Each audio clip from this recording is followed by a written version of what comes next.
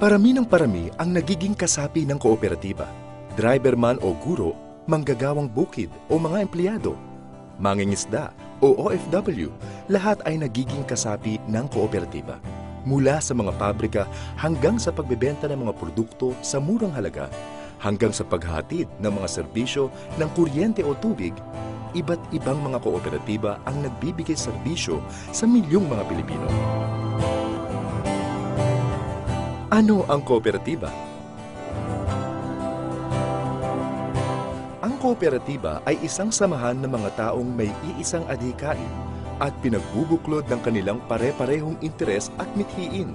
Sila'y kusang nagsama-sama upang makamit ang kanilang mga pangangailangan sa pamayanan sa pamamagitan ng pag-aambag ng kanilang inipong kapital, pagtangkilik sa kanilang sariling produkto at serbisyo, at pakikibahagi sa mga benepisyo ng kanilang pagbubuklod. Patuloy tayo na magsasaliksik kung ano pa ang mga bagong produkto at serbisyo na maibibigay natin sa ating kasapian. Ang kooperatiba ay voluntaryong pagbubuo ng samahan na ang mga tao ay mayroong common interest na siyang dahilan kung kaya't nais nilang magsama-sama upang magnegosyo, matulungan ang kanilang sarili at makatulong sa kanilang pamayanan. Nabubuo ang kooperatiba dahil may common bond of interest o pagkakapareho ng adhikain at mithiin ang mga kasapi. Maaaring nabibilang sila sa iisang pamayanan o sa isang uri ng trabaho, propesyon o asosasyon. Ang common bond of interest, ang batayan ng pagsasapi sa pagsasama-sama ng mga miyembro. Ito naman nagmumula sa kanilang pangangailangan. May pare-parehong pangangailangan.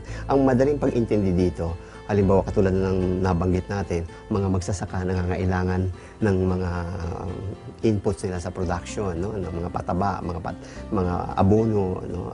Kaya mga pakain. So yun ang common interest na, yun ang common bond nila. Ito mismo, isang produkto at mga pangangailangan na yung mga taong nangangailangan, ang siya mismong naglunsad noon. At sila din ang tumangkilik. So, importante, nakabatay sa pangangailangan. Pangalawa, sila mismo ang tumatangkilik. Kaya napakahalaga yung pagtakilik. Natatangi ang kooperatiba sa iba pang uri ng organisasyon at samahan dahil sa saping puhunan. Ang mga miyembro ay siya ring kamay-ari at kabahagi sa pagpapatakbo ng negosyo. Kamusta naman po ang negosyo at dito ko?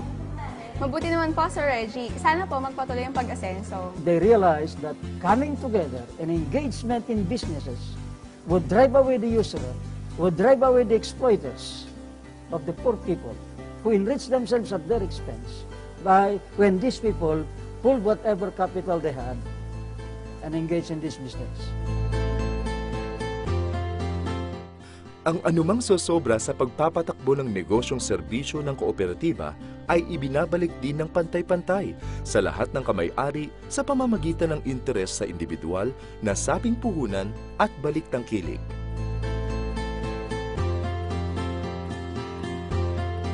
Ma'am, pakibayaran na po sa counter. Hi, Sammy.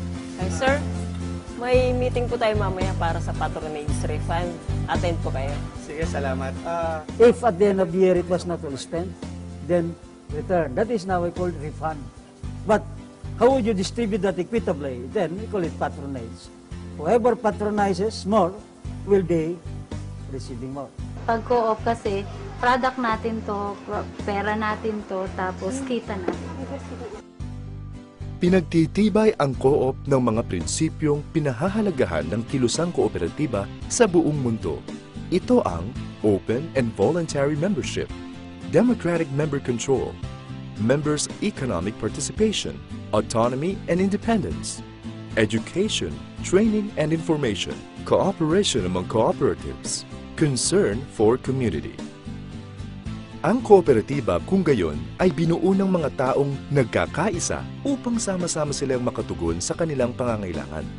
Bagay na mahihirapan sila kung sakaling magkanya-kanya. This institution is dalawa nga yung ating gustong tahakin. We are providing both the economic and the social. And we cannot exist without the other.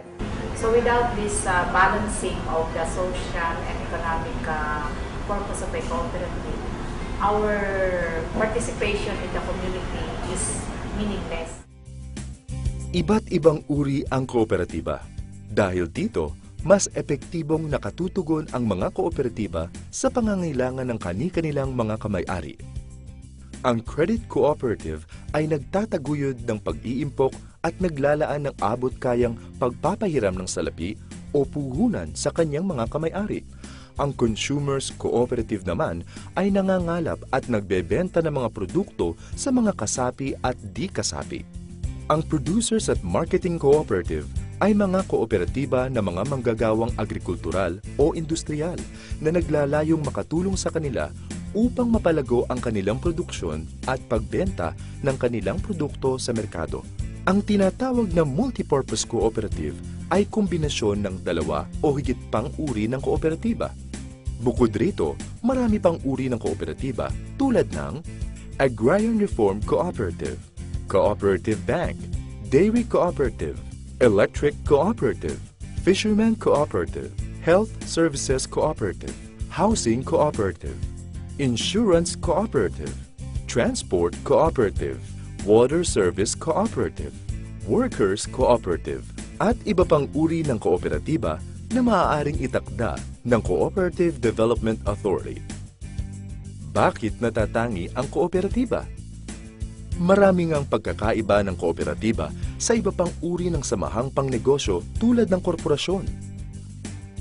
Una, ang layunin ng kooperatiba ay makipagbigay ng serbisyo sa kanyang mga kasapi o kamay-ari.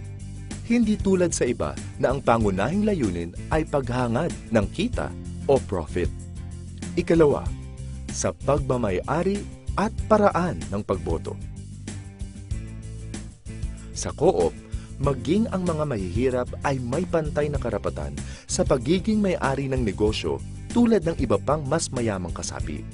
Ang pagboto ng mga magpapatakbo ng co-op ay dahil sa kakayanan at hindi batayan ang dami o halaga ng naging salaping puhunan ng isang kandidato.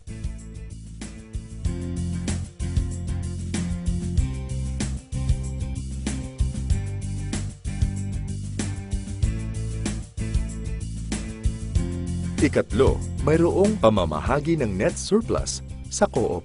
Sa linis na kita, 30% ay inilalaan para sa General Reserve Fund, edukasyon at pagsasanay, optional fund at community development fund. Ang 70% ng natira ay ipamamahagi sa lahat ng mga kamay-ari. At huli, ang may-ari ng co-op ay siya ring pangunahing tumatangkilik ng serbisyo ng co-op. Sa kabuuan, natatangi ang kooperatiba sa iba pang uri ng samahan o organisasyon dahil sa kakaibang istruktura nitong tumutugon sa panlipunan, pang-ekonomiya at pangkultural na pangangailangan ng mga kasapi nito. Nakikita natin dito na secondary talaga yung pag-create ng profit, pero nandoon talaga yung pagserbisyo. And because we are pursuing a social mission, which is really empowerment ng tao, maiangat yung kanyang pamumuhay at magkaroon siya ng dignidad as a person. Dito ako nakatapos ng pag-aaral ko kasi nang pumasok ako ng co-op natin, bali, estudyante pa lang ako. So, nung nakatapos ako, dito pa rin ako. Katulong sila sa, syempre, sa mga expenses ko sa school. Tapos ngayon naman, syempre, sa family ko naman. Actually, dito ako nag-start ng wala kaming bahay, yung gano'n. Kasama ng pagsusumikap na rin. Unti-unti dapat yung nag-i-aim ka, meron kang vision, ma-improve yung buhay mo dahil sa co-op. Kami dito, ang samahan namin dito para magkakaibigan, magkakapatid. Hindi namang habang panahong bata ka, tatanda rin. Nagaya ko, 60 na ako.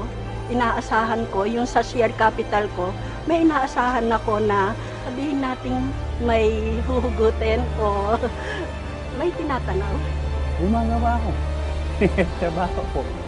Kahit walang sueldo. Bakit? Eh, isa ako sa may-ari ng kooperative. Mahal ko ang co-op. Sa kooperatiba, tulong-tulong sa pag-unlad. Pantay-pantay ang karapatan at benepisyo ng bawat isa. Unti-unti nang pinagbubuti ng kooperatiba ang buhay ng mga tao. Sa Pilipinas man o maging sa buong mundo,